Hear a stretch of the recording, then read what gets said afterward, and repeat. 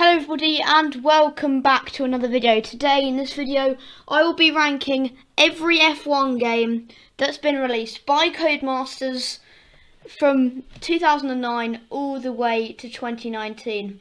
I'm not just ordering them on how good they are necessarily, I'm also recording them on how they develop on the F1 game and from the game before. So some of the places may surprise you, but it is my opinion. If you enjoyed this video, then please like and subscribe. And without further ado, let's get into it. So in 11th place, we've got F1 2009. So there's only one thing to say about F1 2009, and it's awful. It is not very good whatsoever. The cars sound like Jedis, not the Jedi race cars, literal Jedis from Star Wars. They sound like those massive ships. This was the game to introduce Kers. As you see in the bottom right, that blue bar was Kers. The handling was absolutely awful. As you see, the guy driving here is sliding around all over the place. It's absolutely unreal. You just skid every time. If you've got skid control on, every time you turn, you just skid to a halt. And if you haven't got it on, you spin round about 70 times. The career mode is actually very good. I'm not going to lie. It introduces the young driver test that we see come back in F1 2012, which will be later on this list. And quite obviously, this was released on the Wii and PSP, so the graphics are abhorrently bad. Look at them. You can't get any damage. Well, little to no damage, as you can see on the left hand side, as there's a corner cut and a half. You can only damage your front wing, rear wing, tyres is tyre wear. Tyres don't even come off in this game for some reason, and engine. So that's good. The career modes, I like the career mode. You can break down. Everyone can break down and grind to a halt, which I think when they have to pit and then it retires you, I think that's just really good. We don't normally see that in F1 2019 unless you're a complete idiot and just put on loads of warm parts on your engine. But apart from that, it's a not very good game. When I was 5, I 100%ed this game on the Wii using the Wii wheel on hard difficulty, so the driver levels was maximum difficulty. And now I came back to the game to try it out, to create this video, and I was about 70 years off the pace. It was unbelievable. So that's how hard the game is. Unless you're 5, it's impossible. Number 10 on this list is F1 2015. I think you all saw this one coming. A pretty bare bones game. There's no career mode to start off with. The only game which does not include a career mode of some sort. It has a championship mode, which you can only do one championship as a driver, with no customization whatsoever. There's lots of glitches. I was playing one day, and I straight lined someone, and they got teleported to the complete opposite side of the track. So there's lots of glitches, especially on multiplayer. The gameplay's good. It looks beautiful. It's the first one on Xbox One. It's a pretty dry game. The AI swipes you off every 7 seconds, so it's quite hard to get past them. And the tyres, I've heard that tyres explode a lot on this game. You get punches left, right and centre. But it looks pretty good. There's not really any modes. They brought back F1 2014 mode, so you can race as F1 2014, which is a bit odd. It's like them bringing out the new F1 game, but saying you can play last year's game. It's an odd addition. I don't really see it. I did use it. It was fun, but don't really get it. F1 2014, a not very good game. It's just F1 2013 with all the good bits about F1 2013 removed, or just put an F1 2014 skin on it. So they say it has ERS, which is deployed automatically without you knowing, with little to no difference in speed, and you don't have any idea because you're normally in slipstream of some kind. I'm starting to believe if they've even added it in at all.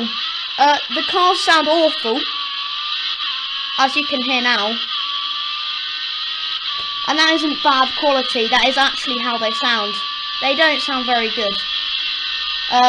We've got good damage, but it's the same as last year. It's the same overlays, menus, everything as last year. There's only a driver update and car update and noise update. It's just a reskin, and they just got rid of lots of features. Got rid of Classic from F1 2013, which was a big hit, and everyone enjoyed a lot. They added in the Red Bull Ring, new to 2014 F1. Just one new track won't really cut it though for the game, and it was a disappointing game for all, I think, and not one worth buying at the time.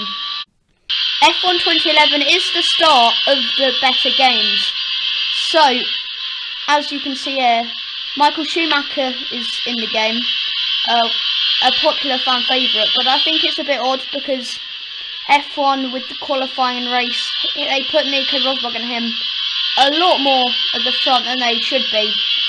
That was just a basically observation.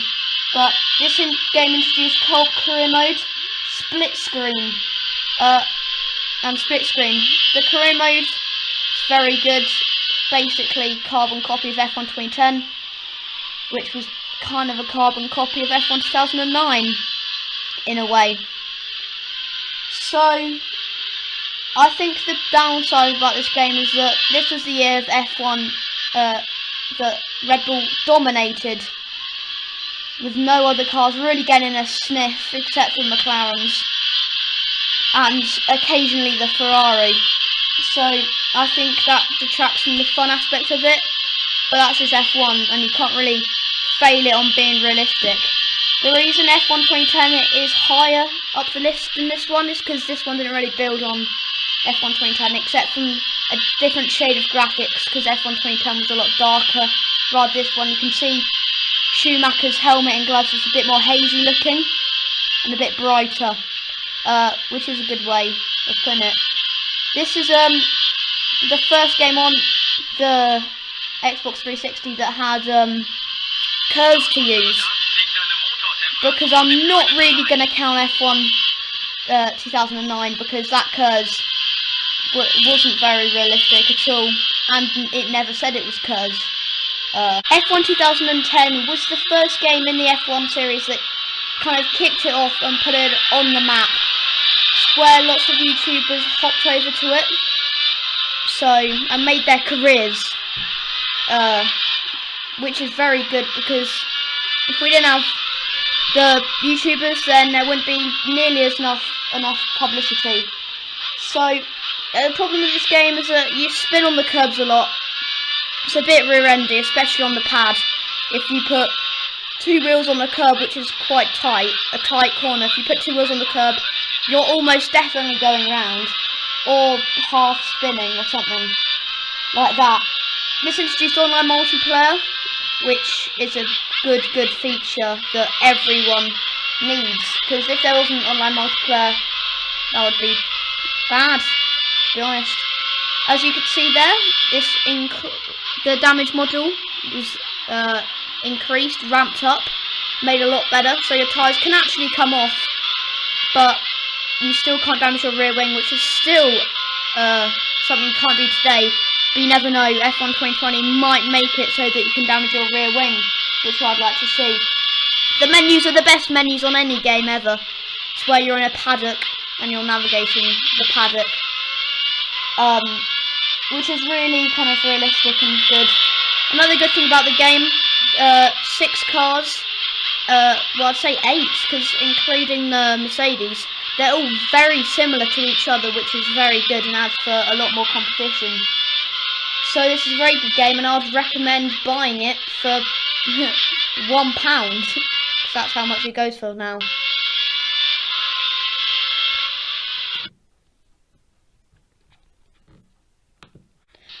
Number 6 on this list is F1 2016.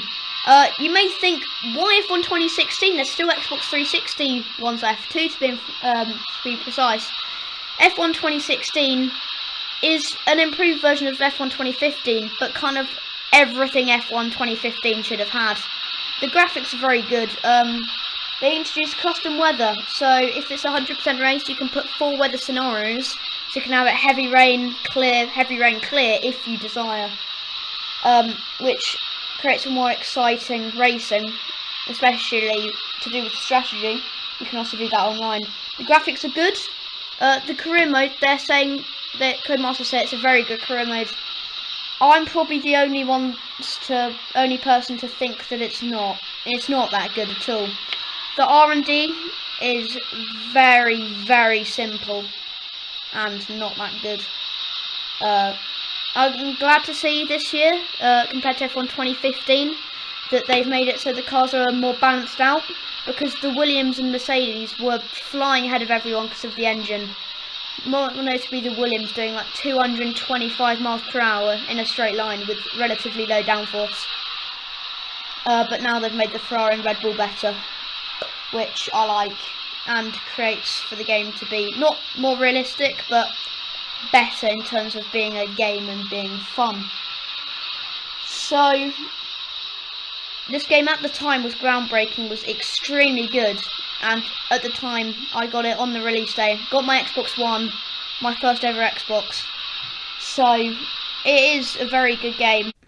F1 2012 introduced lots of new features. The driver test to get into a team, which I think is not great, because if you completed all the challenges you got into Lotus, which was a race winning car that year, so that was, and appeared on the podium many times, which would be quite OP, and that is what I did, and got onto that. So, dynamic weather, so I'm reading it off the box right now. Game-changing weather, make race-defining strategy calls as localized weather dynamically changes circuit conditions. So that was always fun. So it could be wetter at some parts of the track than others, but you wouldn't really notice it if you're on inters. It's just, this game's just got a good feel. The handling model's very good. The cars look beautiful. More notably the Lotus. That looks very good. Yeah, and this game's just very enjoyable to play. It's just got this thing about it that just makes it so good. F1 2017 comes at a number 4. Classic cars make a return with a bigger variety than F1 2013. And different track layouts make online multiplayer a lot more fun when you see people trying to take the normal circuit and completely forgetting it's a short circuit at Bahrain and watching a complete pile-up, which I've enjoyed. Problem with it though, the cars look very good with no halo, but the problem is with AI, you pull out from their slipstream, you're not even in front of them, but they still back out into the corner, which I don't really like. In F1 2019 and 18 they don't do it as much, especially F1 2019, they hardly do it at all, I found, which makes it more realistic and just better in my own opinion. But online multiplayer was smooth on this. I don't remember it crashing at all, rather than F1 2019, and it crashes every 5 races in an open lobby.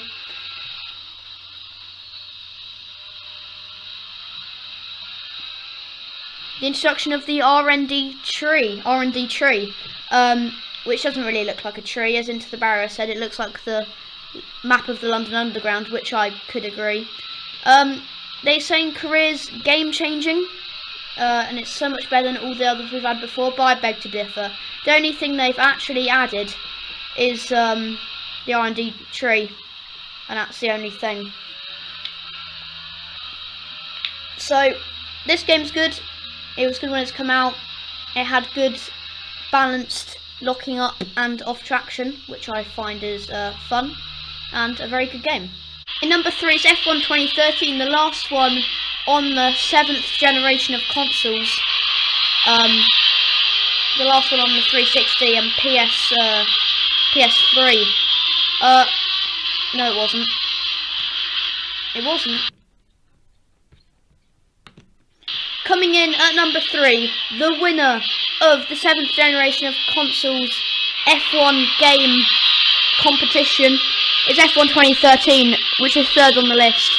Introduces classic cars, classic tracks, which we are still waiting to make a return. This game's good. You can't really track extend all that much because as soon as you put 4 wheels off, it slows you down a bit on run-off area, as you just saw at that first turn, which is perfect, and I think should be included. The gameplay handling model is amazing. It just is. Bit squirmy coming out of that corner, but yeah, as I was saying, the handling model's crisp and easy to control, especially on a pad, which is an improvement. And the mid-session save function was introduced, which I found very helpful. If completing a 50% race, if I have to go, then I can just save it and come back to it, which is good, and has been in the F1 games ever since. So, a really good game, one of the best ones, and it's hard to really get better, but it does get better. Coming in at number 2 is F1 2018. It doesn't really build on 2017 that much, so it's surprising that I've put it this high up, but my days, it's a good game. It introduces Hypersofts, which are extremely grippy tyre, which makes for faster racing, and also includes better AI, more aggressive AI that don't just let you pass, which I think helps the game flow so well, just so well. But there's one problem with this game and 2019's game, is that you can go from being Williams to doing the first 6 races, then at the contract offer, if you retired every time in Williams, you can still go to Mercedes, which is pretty ridiculous. But I try not to do that in my career mode because it's not very realistic, and hopefully they change that. But also in F1 2017, I came 3rd with Toro Rosso in the championship, and they didn't offer me no one offered me a contract. So there is ups and downs to both, but I prefer it if they send me an invitation to join their team, and I think that'd be more realistic. The servers were good on this. There was some lag, but that was because just the game's growing and more people are on the servers. This is the first game with the Halo. Must say it doesn't look as good as F1 2017 or any of the ones before, except from F1 2009 of course, but still a very good game, and I think they pulled off the Halo very well. F1 2019 is the best F1 game so far. It introduced driver changes mid-season and at the end of the season between different teams, which helps career mode so much. It makes it feel that there's a sense of progression going through the seasons and not just another season of exactly the same. The servers are a bit laggy. Well, not really laggy, but they just disconnect randomly. So if one person lags out, it doesn't just kick them out the game. It closes down the whole lobby and creates a stalemate where you just black screened, and you can see the one person that had lagged out, but they can't see they've lagged out. They just see a black screen. But on the right hand side, it just says a loading symbol by that person's name who had lagged out, which creates lots of confusion and is extremely annoying.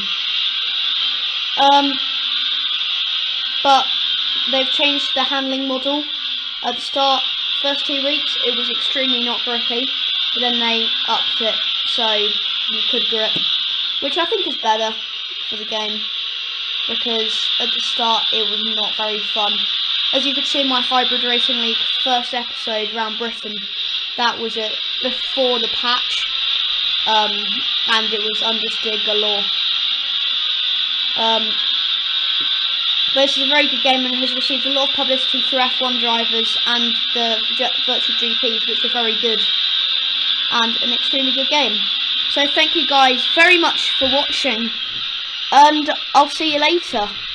Goodbye.